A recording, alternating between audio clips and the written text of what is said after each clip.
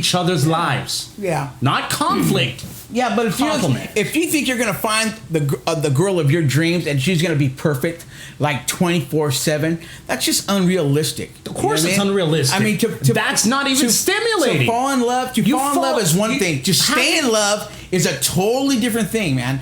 To stay in love and to continue a relationship, like they call it the 7-year itch or the 10-year itch, and that's when most relationships are in their hardest. They've hit literally their breaking point. They have a fucking TV show now. What is it? 7 Days of Sex? I don't think any of them fucking people are under the age of fucking 30. You know what I mean? No, I don't know. So, it's not an easy game, man. It's fault to anyway, I don't even want to get into all that shit. That's too serious for me right now. I want to go back to funny. Let's get back to ha.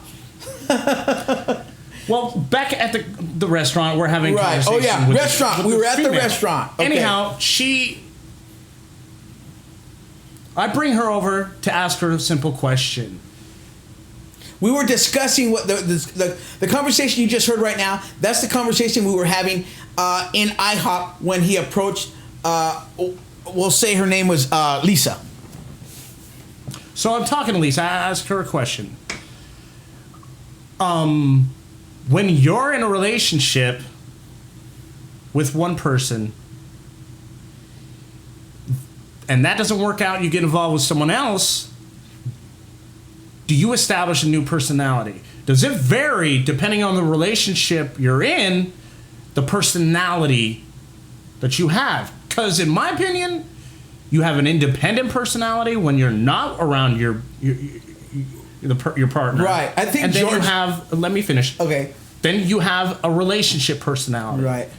And if you're lucky, once you get close to people, you see both those sides. Right. And you have to admit it that, wait a minute, you're all balls, until your lady comes around. You got a lot of fucking opinion. You got a lot of fucking things to say.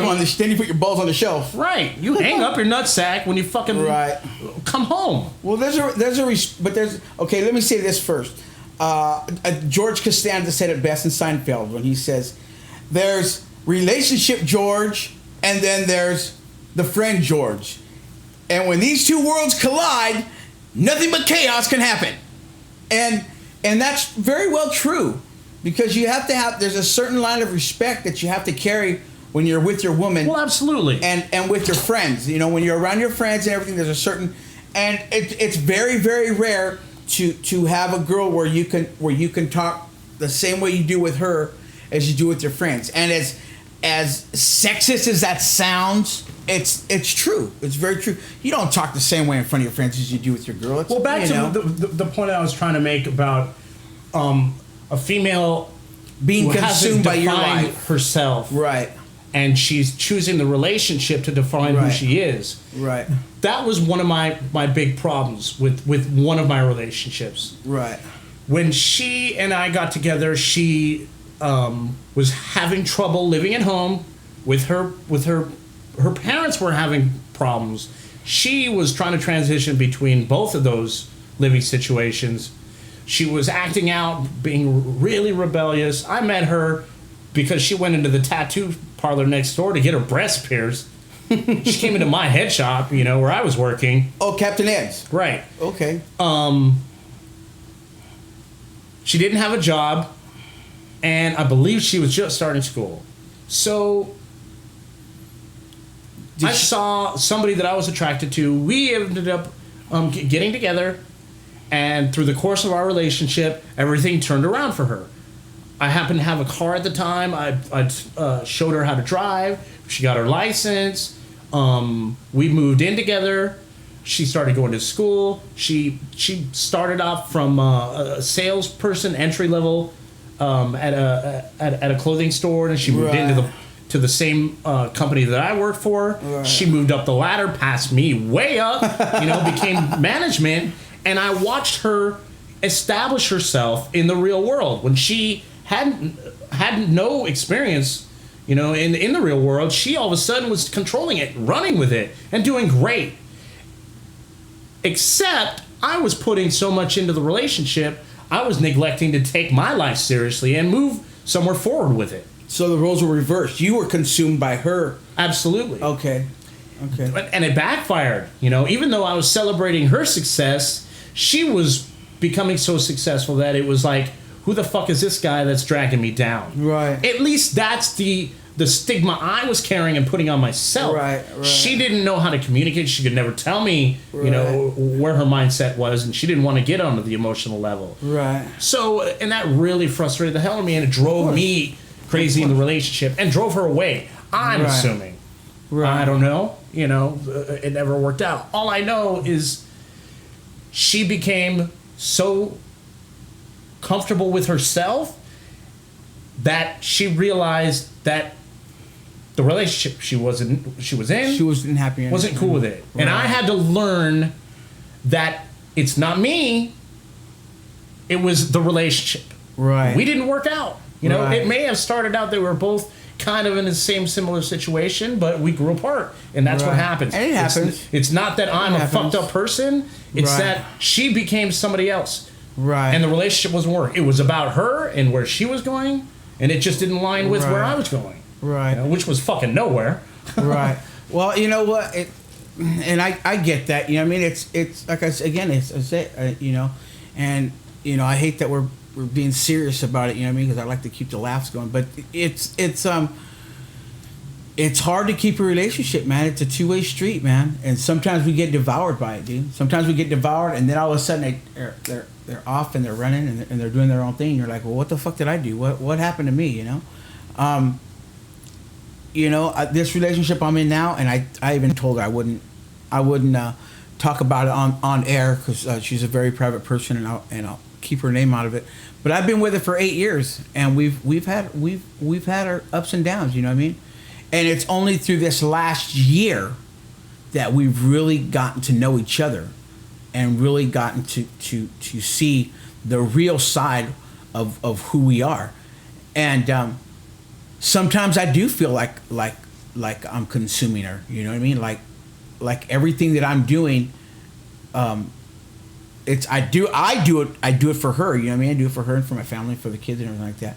And sometimes I feel like she's unable to spread her wings as much as she wants to. You know. So it's a hard. Love is a hard thing, man. And to fall in love, it's easy. You know what I mean? To stay in love, it's a totally different game, man. It's not fucking easy. You see these people that they're married for like 35, 40 fucking years. You know what I mean? And there's no way you can tell me that the whole time they were together that they're fucking happy. You know what I mean? It doesn't work that way. You know, fuck, dude. Well, I don't know any relationships out there that I'd be like, that's what I want in my life. Right. I don't know of any. Right. And people that the person my mom's involved with now is the perfect person to complement her life. Right. They have dissimilarities in their lives. They have things that they have little conflicts and stuff. However, they have so much respect for them individually, each other individually, right, that they know the boundary. They know, okay, I need to keep my emotions in check. Right. Because I'm starting to get uncomfortable just expressing myself because, you know what, she knows where she's fucking coming from. Right. She's totally successful. She's totally happy. She's handled her life so well that I can't help but just either figure out where's the happy medium or just keep my opinion to myself and just swallow it. Right. And you're lucky to find that kind of relationship. Yeah. And honestly, my mom had to go through one marriage, you know, and you know, half of her life to find this person. Right. Yeah. Well, I went through 3 relationships. This is my 3rd one, and this one, I don't know if I got it completely right or 100% right, but I know I'm doing a lot better in this relationship than I've ever been in my other relationships. You know what I mean? For one, I'm drug free, and I have been for the last 5 years, and so that's a big, you know. She's seen me, the girl I'm with now, my fiance, she's seen me through the worst of times, you know. And I'll tell you this, when I decided, this is how I know that I loved her and how I still love her today. you guys don't know this on air, but I'll tell it to you now. I actually suffer from chronic kidney disorder. Downer, burr, killer. So when I was first diagnosed with this, I didn't think I was going to be alive for like maybe 6 months, and I thought I'd be dead. And me and her weren't together at the time. We'd actually separated. And I thought to myself, you know what? If I'm going to spend any of my last days with anybody, I want it to be with her. You know, she's the one I want to spend it with. And literally, it would be the rest of my life up until the point that I thought I was going to die like within fucking 6 months, you know? And so I called her after a year. We had been separated for a year. And I called her. And I said, and she had no idea about my disease or anything. She had no idea. And I just said, I just want you to come talk to me. Can you come to my place and come talk to me? And she came, and we talked, and I told her what happened. And it was one of those times where you see somebody, and you see the true emotions of them come out, you know. And she was literally like crying, and she was like, "Well, are you gonna die? What's wrong with what's wrong?" And that was one of the few times that I realized, you know what, she's a keeper. This is the one. And we've had our ups and downs since then. We have. It hasn't all been fucking shits and giggles, you know. I don't fucking shit fucking unicorns every day, you know. But it's something I have to fight for, man. This love is something that I have to fight for, you know, and I will. Why don't you shit like daisies? Yeah, if I could shit daisies, I fucking would. That'd be great. You know, I really would. I think I'm a unicorn with that whole point on its head. Yeah, I'm gonna tear that ass out. Fucking rectum, man. Oh, never mind. I can't. I didn't want to go there. Oh, it makes it for good radio, I guess. Was it Archer? It's Archer. Have you seen that show, Archer on FX? And he tells him, Spiro, you killed a black astronaut. That's like killing a unicorn. That was fucked up. One of my favorite shows. And I'm not fucking racist, so all you fuckers out there saying that I'm... it was just... the whole unicorn thing came up. Well, I guess we could cut this out if you want to, but... Fuck that! No. What I'm going to say next. Oh, okay. Is it all right for them to know that she has elected to give her kidney? Oh, yeah. Why not? Yeah. And I'm truly thankful for that. Yes, she has. However, I've been thinking about that. That might backfire in the end. Why is that? Because he's staying with her.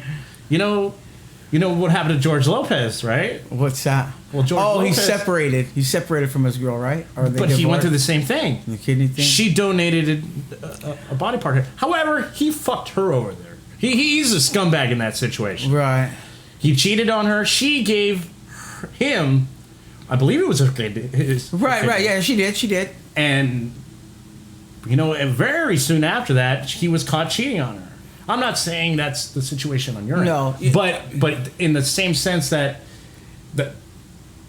bond of giving away an organ to your love. Right.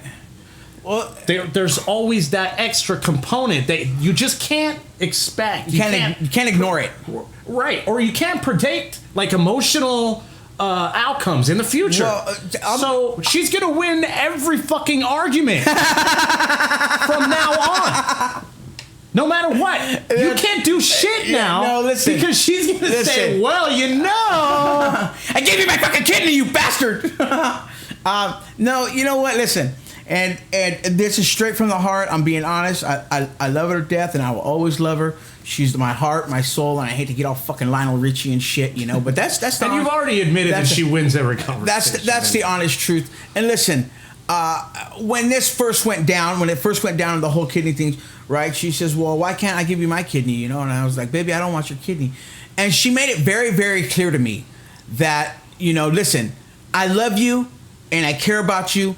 And I want you to be around to love me and to take care of me and to take care of my kids and your kids, and let's be a family. And I think it's very selfish of you to not at least accept my offer.